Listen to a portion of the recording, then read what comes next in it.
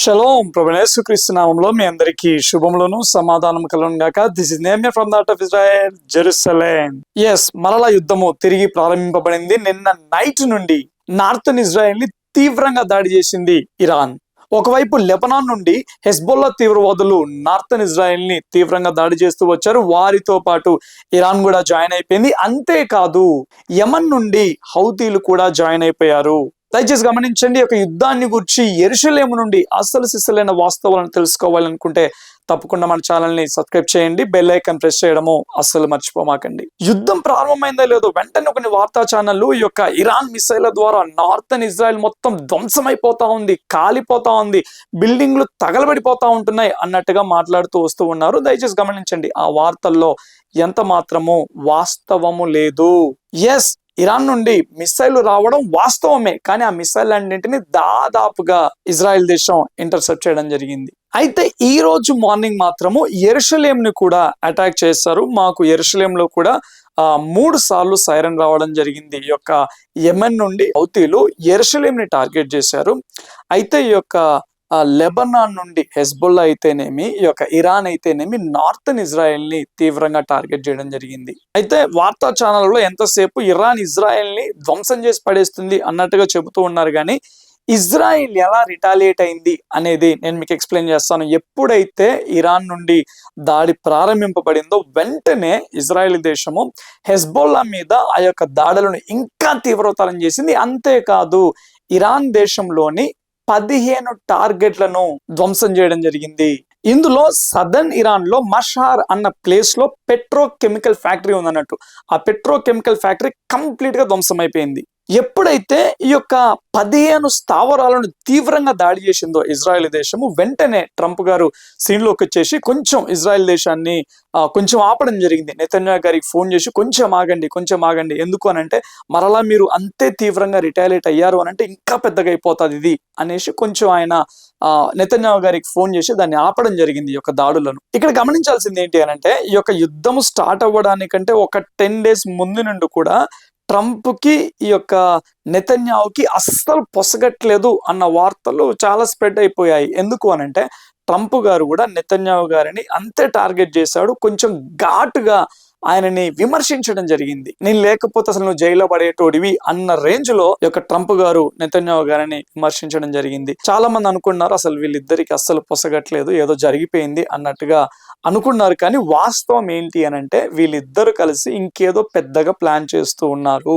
అది మాత్రం 100% వాస్తవం. పైకి మాత్రమే ఏదో వీళ్ళిద్దరి మధ్య ఒక కోల్డ్ వార్ జరుగుతుంది అన్న ఇంప్రెషన్ ని క్రియేట్ చేస్తూ ఉన్నారు, కానీ వాళ్ళిద్దరూ ఒకటే. ట్రంప్ ఏమో కొంచెం ఆగండి అన్నట్టుగా మాట్లాడాడు. మళ్ళీ కొద్దిసేపటి క్రితం ఈ యొక్క మార్కో రూబియో ఏమన్నాడు అనంటే, శత్రు దేశము దాడి చేసినప్పుడు కేవలము పిచ్చి వాళ్ళు మాత్రమే తిరిగి దాడి చేయకుండా ఉంటారు అని ఆయన కామెంట్ చేయడం జరిగింది.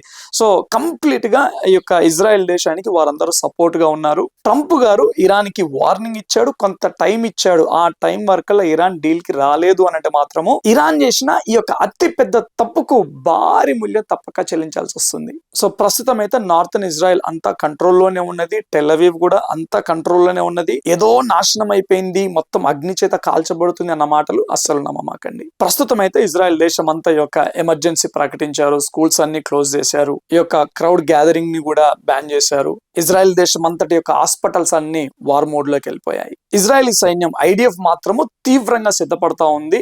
భారీ యుద్ధానికి వారు సన్నద్ధమవుతూ ఉన్నారు. కానీ దేవుని కృపను బట్టి హైలైట్ ఏంటి అని అంటే, నా మ్యారేజ్ ఇంకొన్ని రోజుల్లో ఉంది అన్నంగా కూడా పైకి మాత్రము శాంతి ఒప్పందం జరిగింది అన్న వార్తలు స్ప్రెడ్ అయినా కానీ ఇక్కడ ఇజ్రాయేలీ మీడియాలో ఏమని న్యూస్ టెలికాస్ట్ అయిందంటే, ఇంకా రేపో మాపో యుద్ధం జరగబోతూ ఉన్నది, ఇరాన్ అటాక్ చేయబోతూ ఉన్నది, అంతేకాదు ఈ యొక్క ఇజ్రాయెల్ దేశం కూడా అంతే విధంగా రిటాలియేట్ అవ్వడానికి సిద్ధమవుతూ ఉన్నది అన్న వార్తలు చాలా ఎక్కువగా వచ్చాయి ఇక్కడ ఇజ్రాయెల్ దేశం మీడియాలో. ఇంకొక 1 hour లో ఇరాన్ గాని ఇజ్రాయెల్ గాని అటాక్ చేయబోతూ ఉన్నది అన్న వార్తలు ప్రసారం అయ్యాయి. నాకు కొంత ఆందోళన కలిగింది, దేవా అసలు ఇంత ఖర్చు పెట్టుకున్నాము మ్యారేజ్ కి, శాంతి ఒప్పందం జరిగింది కదా, ఓకే కొంత టైం ఉంది అనేసి ఈ టైంలోనే మ్యారేజ్ చేసుకుంటే బాగుంటది అనేసి ఇంత ఖర్చు పెట్టుకున్నాము, ఏంటి మళ్ళా యుద్ధం అంటున్నారు, ఇంకా రేపు మాపు ఇంకొక 1 hour లో యుద్ధం అంటున్నారు ప్రభువా అనేసి కొంత ఆందోళన, చాలా బాధ కలిగింది. ఒకటే ప్రార్థన చేశాం, దేవా ఈ యొక్క పెళ్లి వరకు సమయం ఇవ్వండి, కొంచెం ఎంతో కాలం ఎదురు చూస్తున్నాం, ప్రతిసారి ఇలాగే అయిపోతా ఉంది, వివాహం పెట్టుకుంటాము